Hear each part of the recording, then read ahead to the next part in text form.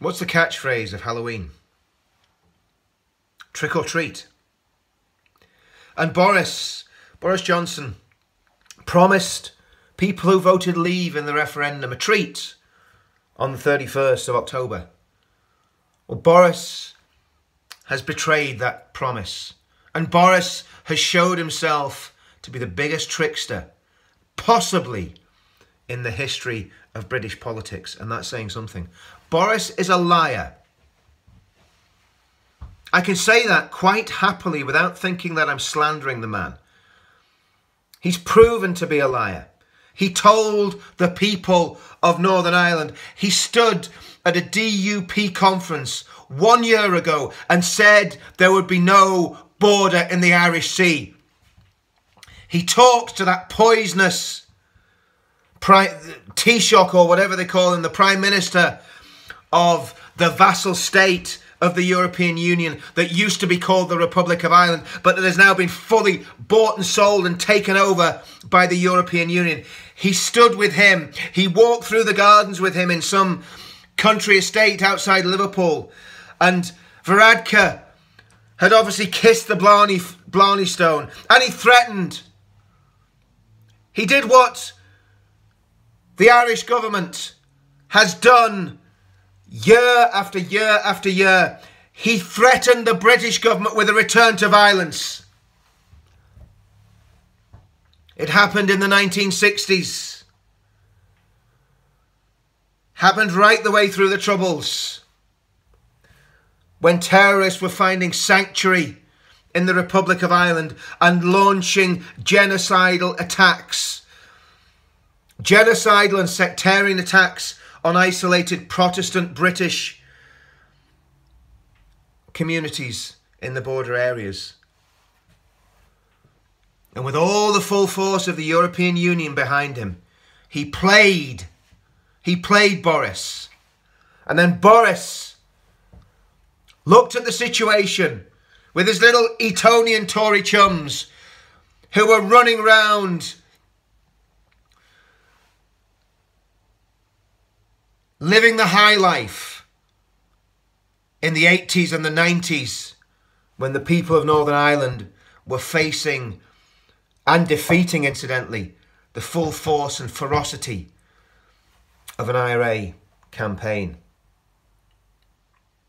But one thing Boris has done, you see, the 31st of October is a special day for every Protestant that knows his history.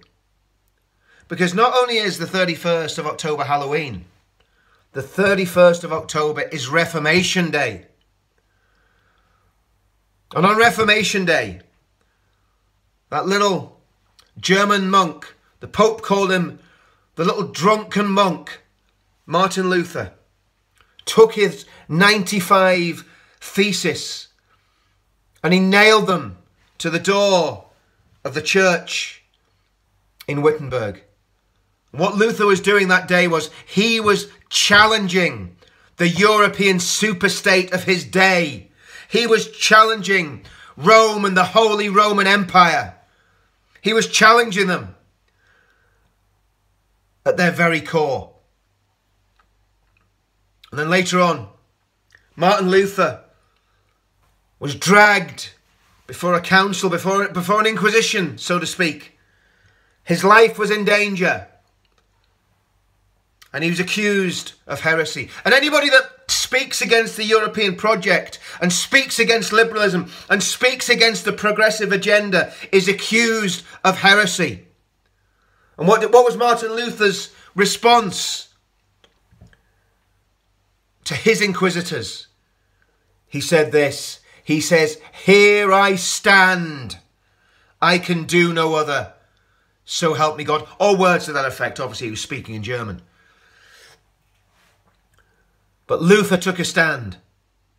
And he took a stand against all the might and power of a European superstate that hated freedom, that hated free thought, that hated freedom of religion, and wanted to silence people and make them think their way. That's what Luther did. And every single one of us should be standing and saying, here I stand, I can do no other. And we must resist. We must resist what the traitors have done. And I now count Boris as more of a traitor. And this is saying something than those Remainiacs in Parliament. At least they're honest about what they want to do. Boris is defeating the Brexit vote by other means. He's neutralising Brexit and he's conning the British people. And I want to say to my English friends, do not vote Conservative in this upcoming election. Vote for the Brexit Party. Do not trust Boris Johnson. He's a liar. He's lying to you about delivering Brexit. And some of the things that the Conservative, people in that Conservative, supposedly Conservative and Unionist Party, are alleged to have said about the people of Northern Ireland are despicable. They said they would rather face down patriots, loyalists and unionists than see bombs in their own constituencies from Republicans. That's cowardice. That is bending to the threat of violence. The people of Northern Ireland have been the most patriotic and loyal people in this country. And I say to my English friends, you better stand with us. You'd better stand with us.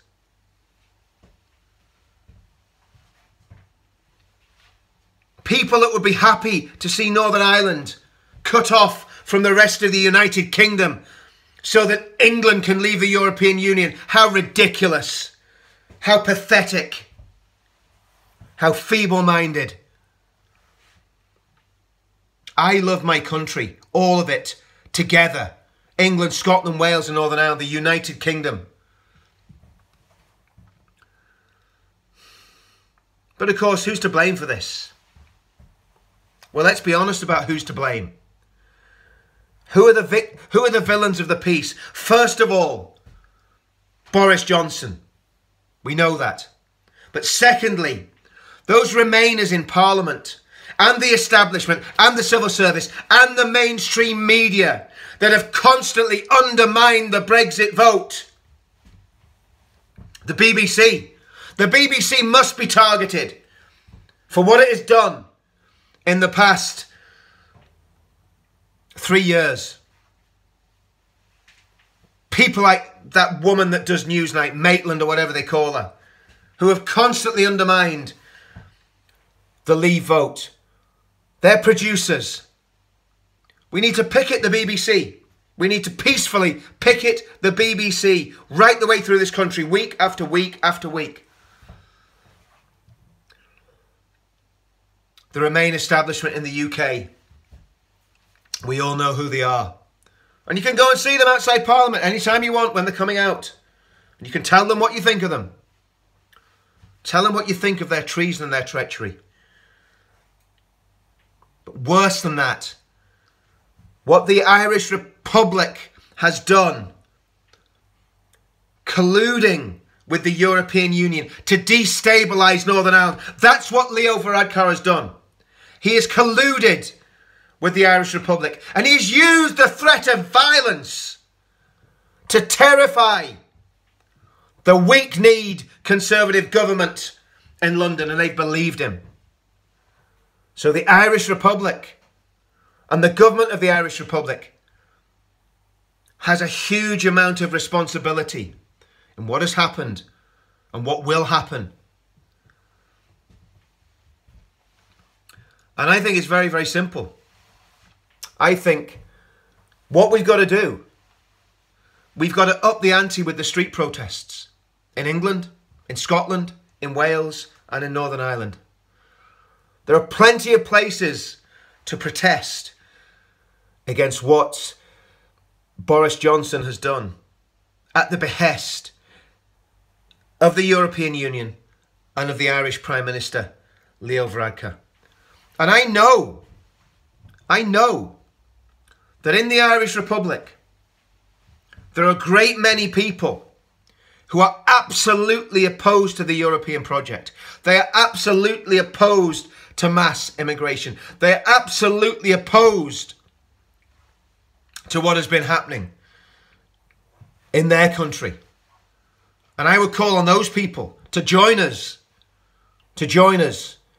in standing against the Euro fanatics of Sinn Fein, of Fianna Fáil, of the Alliance Party, of the SDLP. And if there be any unionists that think it's a good idea to remain in the European Union, with everything that means for the UK. So it's time that we started protesting on the streets. It's time that we started making a noise. And nobody needs to get arrested. Nobody needs to do anything illegal. There is a very, very high threshold of what you can do legally in street protests. You don't need to attack people. You don't need to attack the police. But what we do need to do is let that government, that vassal state of the European Union, that used to be once a proud nation, but has now been totally taken over. Incidentally, along with Sinn Fein. Sinn Fein used to be a Eurosceptic party. Now they're fully signed up to the European project. So they're quite happy to give away any Irish sovereignty that they had. They're quite happy to surrender it to a European superstate. As long as it's not a British state controlling you, Sinn Fein? Isn't that the mantra? You don't care who rules you as long as they're not British. Why? Because your ideology is based on bigotry. It's not a fight for freedom, it's a fight against the British presence in Northern Ireland. In other words, the British people. Why didn't you just be honest about that? When you say Brits out, you want all the loyalist and British people out of Ireland. You'd be happy to be controlled by Brussels as long as there's no British presence in this nation. Isn't that right, Sinn Fein? So the people of Northern Ireland must stand up. The Eurosceptics and the Brexiteers, the real ones, the true patriots in England and Scotland and Wales must stand up. And I'd also call on true patriots in the Republic of Ireland. If you love your country, stand against Sinn Fein, the traitors who have betrayed you to the European Union. Stand against Fine Gael, Fianna Fáil and all the rest of the rotten, money-grabbing political elites in your country. And we must do the same in our country. Stand against the political elite. How do we do that? We register to vote. We form new parties. This project will take a very long time to see fruition.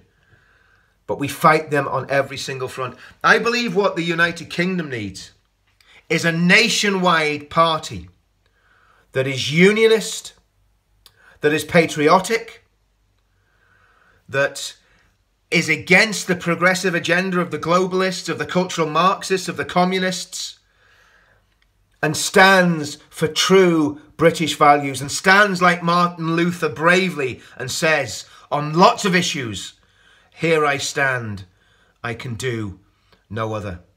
It's time we stood up. And I believe in street protest. And I believe that if you get enough people on the streets in peaceful civil disobedience, you can change things. And I want to say to my friends in this country, in Northern Ireland, let's not feel defeated and let's not be defeatist. A lot of people are talking about a united Ireland. Why would anybody vote to join with that country that has been totally taken over by the European Union? It's been totally taken over by cultural Marxists and by the left. There are brave patriots in the south who are fighting against that. But at the minute, the people who are running the show are even more far left than the nutcases that are running the show in the UK. So let's see people proud of being British, proud of being citizens of the United Kingdom, from whatever religion, race or colour you come from. If we get proud of being British and proud of the United Kingdom, eventually, politically, we will have enough power to win back the country. and to win our fight. It's been a long video, it's been a rant, but I'm angry. I'm angry, and I'm angry for all the people of the United Kingdom, because Boris is Boris the betrayer. He is a liar. He has tricked us when he should have treated us, and we must say, here we stand, we can do no other.